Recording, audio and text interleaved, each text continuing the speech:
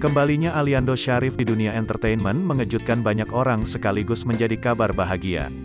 Namun, siapa sangka kemunculan Aliando Syarif dan Prilly Latuconsina dalam sebuah acara yang sama membuat heboh.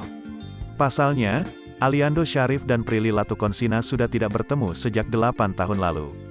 Bisa bertemu kembali, Prilly Latuconsina mengaku bahagia. Lantaran, sang mantan kekasih sudah pulih dari masalah kesehatan mental obsessive compulsive disorder, OCD, yang dideritanya. Alhamdulillah, happy kalau dia udah sehat. Alhamdulillah, seneng lah, kata Prilly Latuconsina dikutip dari Intens Investigasi, Senin, tanggal 18 April tahun 2022. Meski bertemu dalam satu acara, Prilly Latuconsina mengaku tidak terjadi momen apapun saat itu.